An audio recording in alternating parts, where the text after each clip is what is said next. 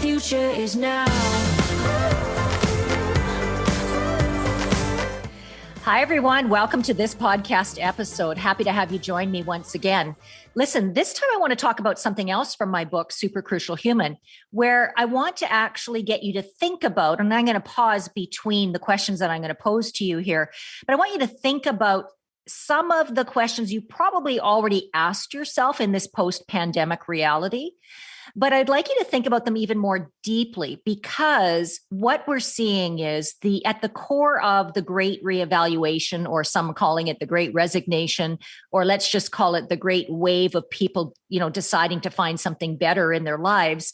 That at the core of that has been people reevaluating their lives. I've shared openly that me and my family made many choices throughout the pandemic.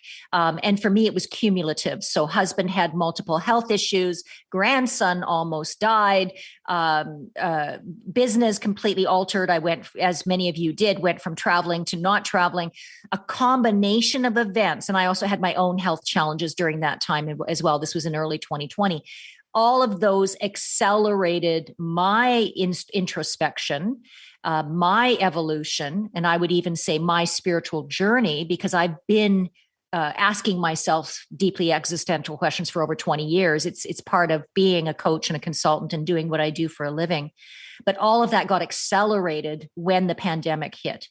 And what I know in working with thousands of clients, thousands of people, just like you listening, is the same is true for all of us. It's a collective humanity experience that we're all going through. And depending on where we're at in our lives, our answers to the questions will depend on our circumstances. And so there is no right answer to any of the questions I'm about to pose to you. They're deeply personal.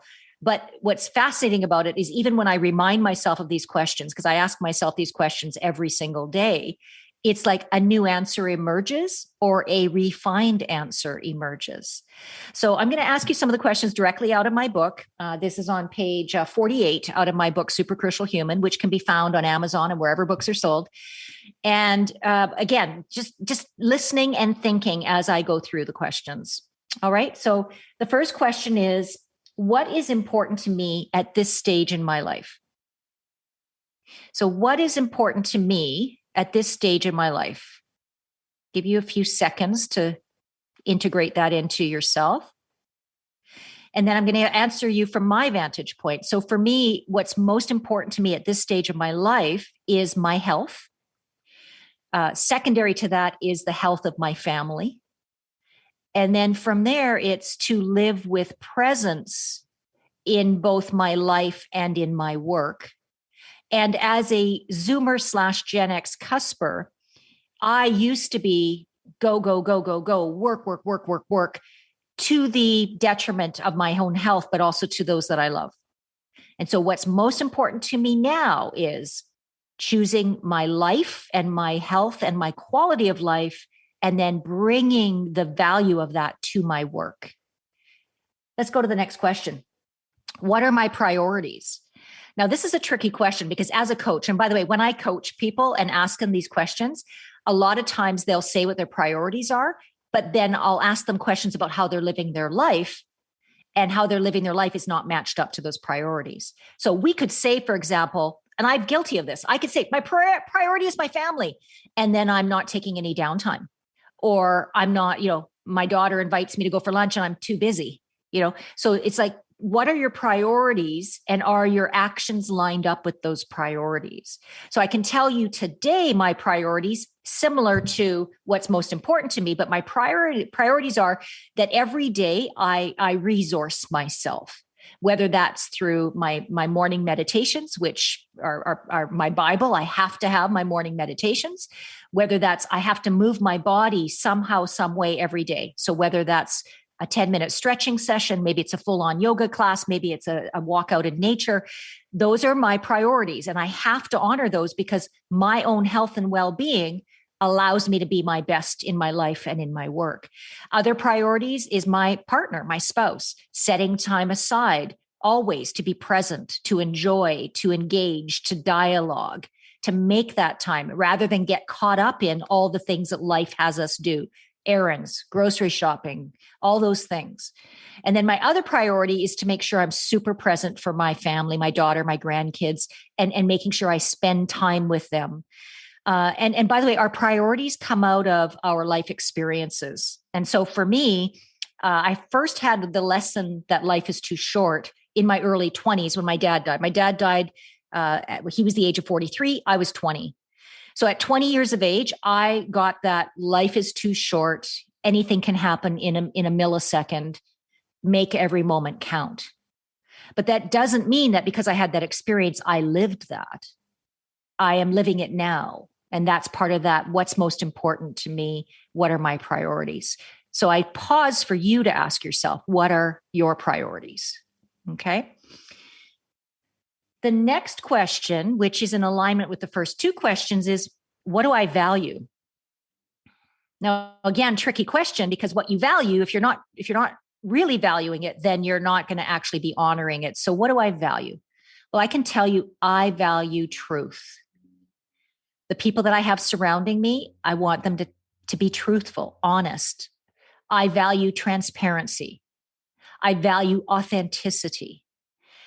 That's how I aspire to be, and therefore I value it in others. And when I experience it, I really enjoy it. It's like, oh, somebody's being super real. How refreshing.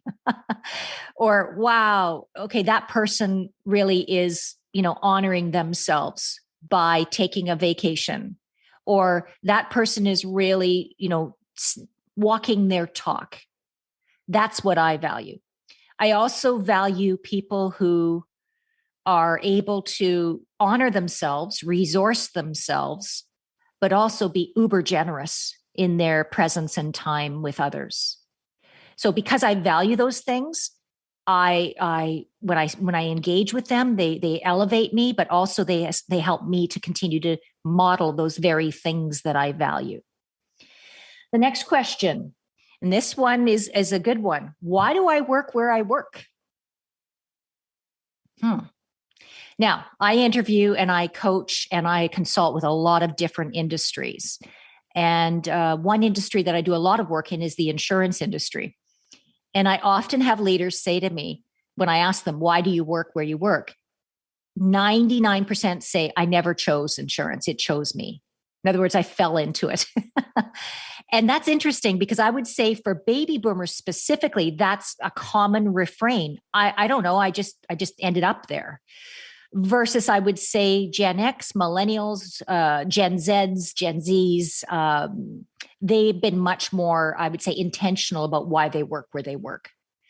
But it's a great question to ask ourselves no matter where we are and no matter what age we are, because it helps remind us as to what we love about what we do, what we don't love about what we do, and basically, am I in the right place?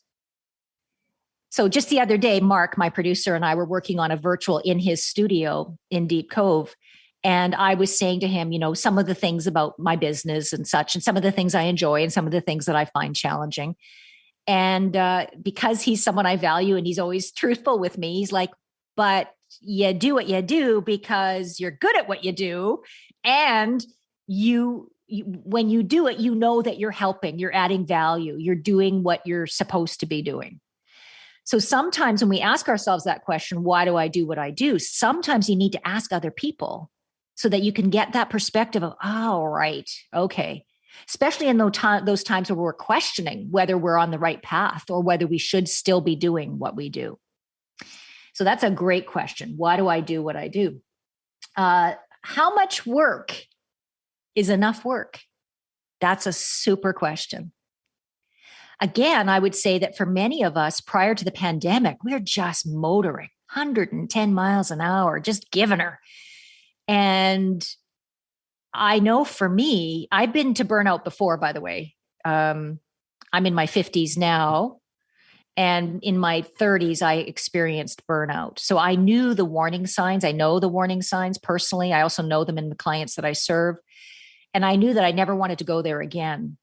So in 2019, pre-pandemic, I was probably almost there because I kept saying yes. And I had gotten away from my priorities. And also I had Yeah, just treated myself like a machine, basically. So now I can tell you the pandemic, one of the many gifts it's given me personally is how much work is enough work. And I can honestly say now that I say no more than I say yes, because it's about those priorities and those values.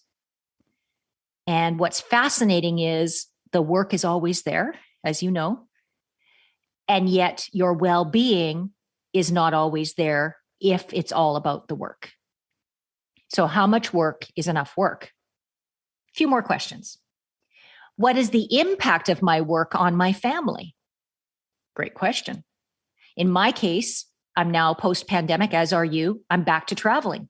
What is the impact of that travel on my family? My husband still has some health challenges. What is the impact of my traveling? What is the impact on my daughter and my grandkids? How do I set up that travel to have a beneficial impact on both myself and my family? Another question. Am I compensated fairly for my work? That's a good one. So if you're listening and you're an entrepreneur, I can promise you, because I've coached many entrepreneurs, you probably could be charging more. Why don't we? It all circles back to those previous questions. If you're working for an organization and asking yourself that question, and you're compensated fairly, excellent. If you're not, is there time to have a conversation about that with my boss? Should I prepare a presentation on what I think my value is, on the results that I've produced? Another great question. And I think there's many more in the book, but I'm going to finish this podcast with this question. How do I want to be remembered? So again, when my father passed away when I was 20, it was like life is too short. And then the mantra that has run through my head for over 30 years, 30 plus, to be honest, 30 plus years, has been, how do I want to be remembered? Because we all, not to be morbid, but we all have an expiry date. We're not all, we know that that's the end result as a result of being human. But what are the things that I want people to remember about me? And what would you want them to remember about you? And so I think that leads us to another Maya Angelou quote, which is, people will always remember. They won't remember what you do or say, but they will remember how you made them feel. And that's how I want to be remembered, is, did I inspire? Did I encourage? Did I love? And I think that's pretty universal. So I hope those questions are in your mind. And if you want to have a re-listen to this one, or you want to go through all the questions that I pose in the book, including the exercises, go find the book, download it, buy it. I am super excited about what this new book, Super Crucial Human, is doing for my clients and for those reading it, in that the biggest goal I had for it was to pose provocative thoughts and questions so that collectively we can all be better humans. That's what I aspire to be. And maybe I even wrote the book for myself. Thank you so much for listening to this episode. We'll see you at the next one. Take care.